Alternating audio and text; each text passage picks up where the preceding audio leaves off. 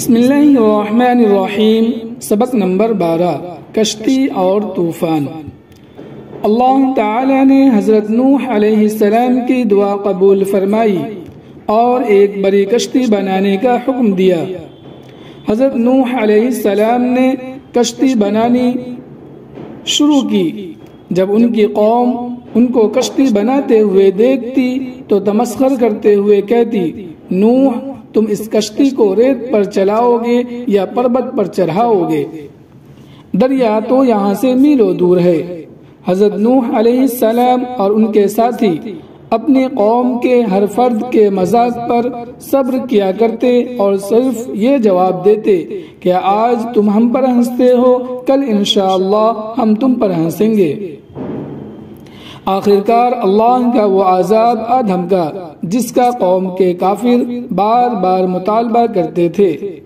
آسمان سے موسلا دھار بارش کا سلسلہ شروع ہو گیا اور زمین پانی اگلنے لگی۔ ایسا معلوم ہوتا تھا کہ آسمان پھٹ گیا ہے۔ چاروں طرف سے پانی نے انہیں گھیر لیا۔ اللہ تعالی نے حضرت نوح علیہ السلام کو حکم دیا کہ ایمان والوں کو لے کر کشتی میں سوار ہو جاؤ اور اپنے ساتھ ہر جانور کا ایک جوڑا بھی لے لو۔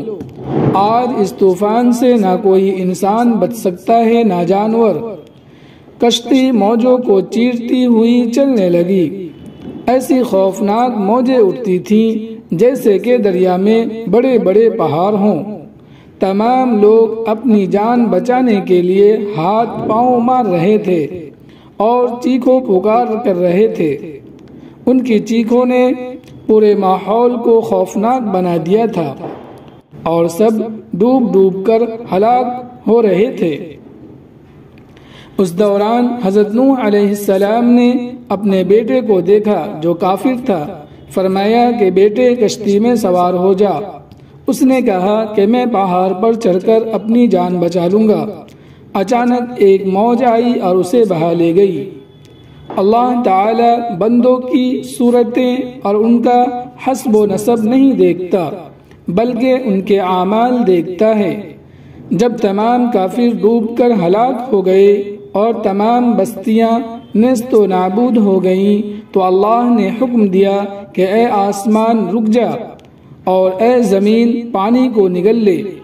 اللہ کا حکم آتے ہی پانی خشک ہو گیا اور نوح علیہ السلام کی کشتی جودی پہاڑ پر جا کر ٹھہر گئی۔